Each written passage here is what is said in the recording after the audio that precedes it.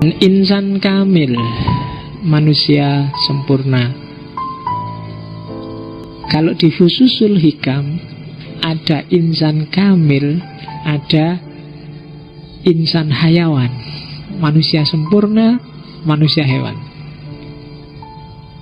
Kenapa disebut manusia? Manusia hewan itu manusia yang kehilangan kemanusiaannya. Posisinya persis kayak hewan, hanya beda jenis. Nah, beda diferensia kalau katanya Ibnu Arabi. Kan hewan itu macam-macam. Ada kuda, ada ayam, ada kambing, dan ada manusia. Makanya para filosof beberapa kan mendefinisikan manusia itu al-hayawan an-natik. Nah, ketika kehilangan natiknya, dia jadi hewan. Cuma kalau di sufi seperti Ibnu Arabi, parameternya bukan mikir atau nggak mikir, tapi bebas dari nafsu, bebas dari kegelapan apa enggak. Kalau dia tidak bebas dari nafsunya, dari ambisi duniawinya, maka dia insan hayawan. Kalau dia masih terikat oleh dunia, kalau dunia sangat mempengaruhi hidupnya, dunia adalah variabel yang tidak terpisahkan dari hidupnya, maka dia manusia hayawan. Jadi manusia hayawan itu hidupnya di an-nash'ah ad-dunyawiyah, formasi duniawi. Sementara insan kamil hidupnya di an-nash'ah al-ukhrawiyah. Nah, jadi formasi hidupmu itu coba kamu cermati sendiri. Kamu ada di formasi duniawi apa formasi ukhrawi? Kamu sendiri yang bisa ngukur. Yang kamu lakukan tiap hari, bangun jam berapa, ngapain aja, jam segini ngapain, dalam seminggu ini sudah melakukan apa saja, sebulan ini yang kamu lakukan apa, setahun ini kamu lakukan apa, akan kelihatan formasinya. Oh, spiritualitasnya bagus sudah. Nah, itu formasinya ukhrawi. Tapi ini setahun ini cuma mikir yang tidak penting-penting semua, cuma mikir kos-kosan, mikir angkringan, mikir berarti itu formasinya formasi duniawi. Nah, tinggal kamu lihat. Formasi itu kan menentukan sukses tidaknya, kayak sepak bola itu kan. 3-4-3 apa 4-4-2 apa 10-1 apa kan kayak gimana. Loh kan ada kan yang 10-1 kalau bal-balan merasa kalah kan terus 10 pemain dijadiin back, dikasih 1 dot striker di depan kan. Kayak 10-1 kan itu. Ya orang nyebutnya parkir base. Itu kan strategi 10-1. Kadang-kadang 11-0. Jadi ning mburi kabeh karena khawatir kalah. Nah, itu formasi duniawi, formasi ukhrawi. Yang panjang dari Ibnu Arabi ya tentang insan kamil.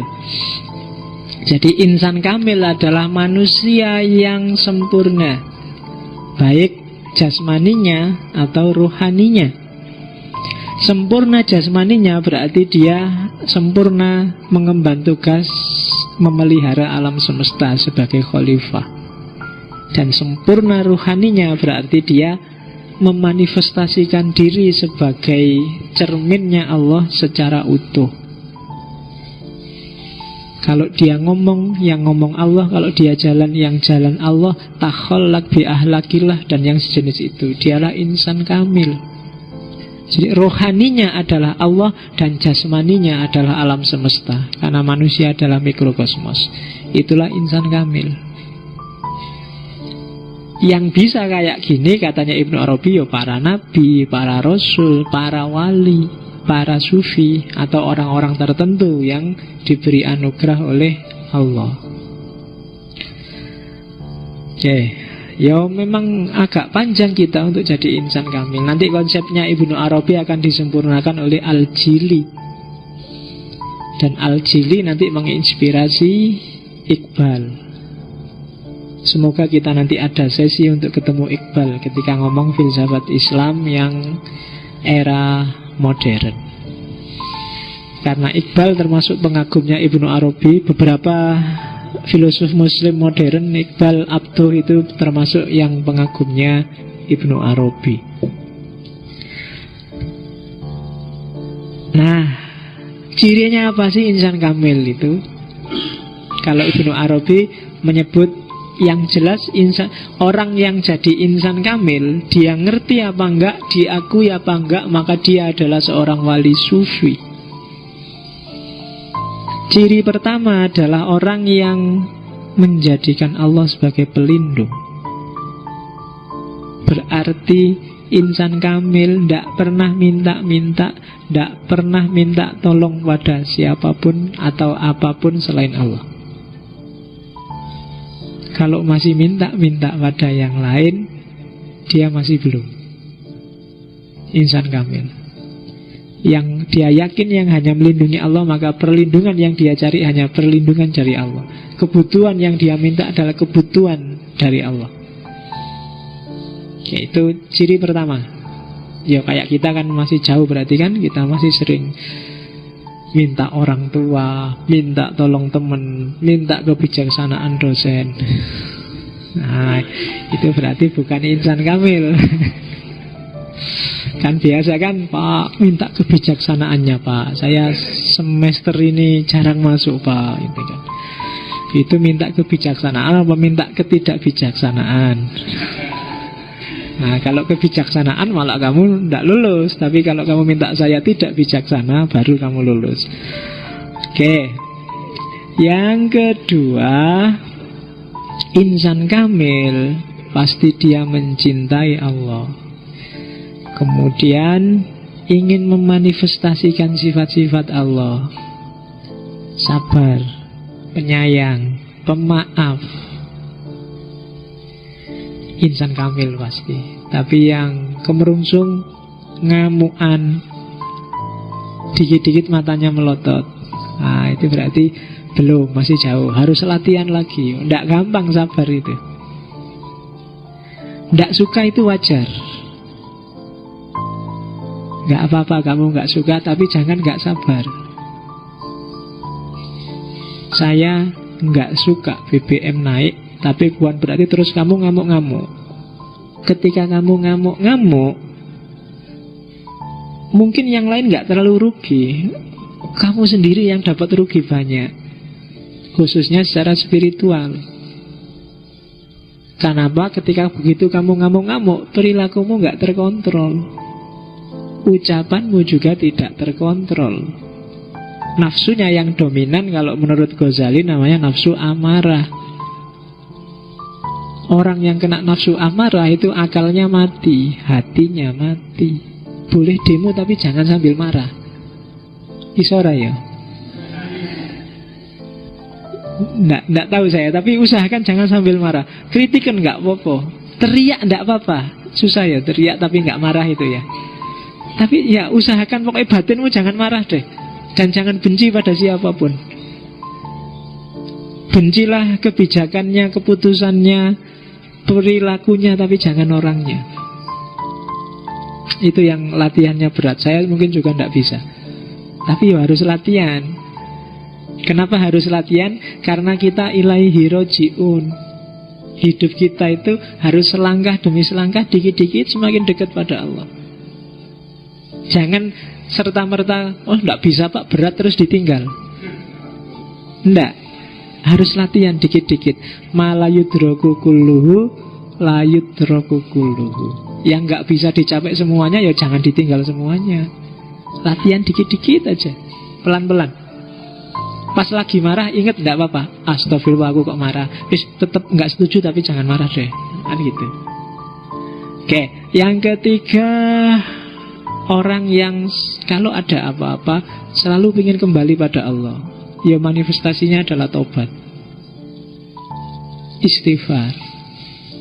Pokoknya ada masalah apapun, ada keliru atau melakukan apapun, selalu dikembalikan pada Allah. Itu wali sufi mentalnya. Ada apa-apa Allah, ada apa-apa Allah, ada apa-apa Allah. Dan itu nanti yang disebut oleh Ghazali, maka lama-lama aliran darahmu akan zikir sendiri Allah.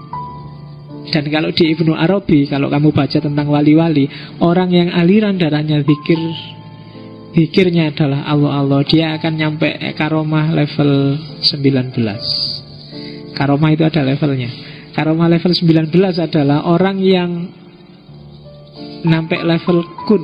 Level kun itu apapun keinginanmu akan wujud. Kalau aku bilang teh ini harus jadi susu, akan jadi susu. Cuma ya nggak mungkin wali kayak gitu. Ya, karena nggak sembarangan. Orang yang nyampe level spiritualitas tertentu yang bisa kayak gitu. Dan orang yang nyampe level ini nggak mungkin iseng kayak kita. Ya, ya, makanya kita nggak nyampe karena mental kita masih mental iseng. Tak bayangkan kamu bisa kayak gitu, balik kamu kankun aja. Ya kan, ada apa-apa ya kan, ih dompet kosong, kun, nah, penuh lagi. Oke, iya wis karepmu lah ngono. Makanya Allah itu ngerti lah kamu, makanya nggak dikasih itu. Oke. Yang selanjutnya orang yang selalu tazkiyatun nafas. Jadi ada kotoran apapun di batin, cepat-cepat dibersihkan. Biar Allah selalu tampak dalam cermin batin kita. Karena kalau dia kotor nggak tampak. Yang selanjutnya orang yang selalu bersyukur. Wali sufi. Ya itu lanjutannya tadi, dia nggak pernah komplain. Bahkan musibah sekalipun bagi dia, yo ini dari Allah kan, musibah itu monggo, ndak apa-apa, ikhlas, nggak pernah mengeluh. Tidak mengeluh bukan berarti tidak mengatasi musibah lo ya, tapi tidak mengeluh. Kamu sakit, ya cari obat, tapi tidak mengeluh. Aku kok dikasih sakit sih, salahku apa sih, aku nggak, itu mengeluh namanya. Cari obat, cari sembuh, tapi tidak mengeluh. Kemudian orang yang muhsin. Muhsin itu tidak sekedar berbuat baik, tapi juga memperbaiki. Banyak perbuatan baik yang tidak memperbaiki. Jadi usahakan kamu berbuat baik, tapi juga hasilnya perbaikan. Kan gitu. Ya banyak berbuat baik yang tidak memperbaiki itu kan ada beberapa. Mungkin berlebihan, mungkin tidak pada tempatnya. Itu kan tidak memperbaiki. Mau nolong orang itu berbuat baik, tapi kalau cara nolongnya keliru, tidak memperbaiki, hasilnya mungkin mangkel orang yang ditolong. Nah itu kan bisa. Jadi berbuatlah baik tapi yang memperbaiki.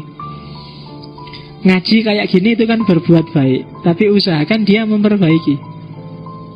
Jangan gara-gara ngaji, Pak, karena saya ngaji maka saya tidak usah sholat isya ya Pak. Nah itu tidak memperbaiki. Kan ngaji penting Pak, iya, tapi tetap harus sholat isya. Berbuat baik hasilnya malah defisit, itu namanya. Tidak boleh. Karena saya sudah ngerti filsafat Pak, nah, karena ngaji filsafat, maka saya sekarang ngerti filsafat. Boleh ngeyel berarti Pak, diskusi Pak, boleh Tidak, itu berarti tidak memperbaiki. Kuliah itu baik, tapi hasilnya juga harus baik. Itu yang dimaksud memperbaiki. Kok dengan kuliah kamu malah kemelindi, malah sombong, malah itu berarti tidak memperbaiki. Kuliahmu tetap perbuatan baik, tapi tidak memperbaiki. Itu muhsin. Terus, dan yang terakhir, cirinya seorang wali sufi adalah orang yang Allah selalu hadir dalam hatinya. Ini yang berat. Menghadirkan Allah di dalam hati itu, kadang sholat aja kan Allah nggak hadir. Iya kan? Kamu sholat itu loh, Allah nggak hadir dalam hatimu. Itu kan sudah berat, itu kan obatnya. Jadi padahal harusnya tidak sholat pun Allah hadir. Padahal kita sholat saja Allah tidak hadir. Nah itu panjang perjuangan kita berarti kan. Jadi jarak kita sama Allah masih agak jauh. Jadi step demi stepnya harus berusaha beneran. Ibnu Arabi umur 20 tahun sudah jadi sufi besar. Nah kita sudah umur 25 tahun masih bingung dengan diri kita sendiri. Nah, harus diperbaiki, harus muhsin terus. Perbuatan kita yang baik banyak, tapi yang muhsin bisa dihitung dengan jari. Coba dilihat. Mungkin kamu ngaji juga, tapi ngaji itu muhsin enggak? Jadi faktor perbaikan enggak bagi hidupmu? Mungkin ada yang rajin Senin Kemis, tapi Senin Kemis itu muhsin enggak? Memperbaiki hidupmu enggak? Atau sekedar ritual, sekedar perbuatan baik selesai? Nah itu yang wali sufi tidak boleh ada perbuatan baik yang sekedar selesai perbuatan baik. Maka dalam Quran kan selalu ibadah fisik itu disambungkan dengan ibadah perbaikan. Sholat itu ada tanha anil fahsya wal munkar. Puasa ada imsak, lahirnya kemampuanmu untuk menahan diri. Zakat, lahirnya penyucian harta, kerelaanmu untuk berbagi. Haji melahirkan mentalitas kebersamaan. Itu kan selalu ada visi perbaikannya. Nah, selama ini kita sering berhenti di berbuat baik, tidak nyampe ke level perbaikan.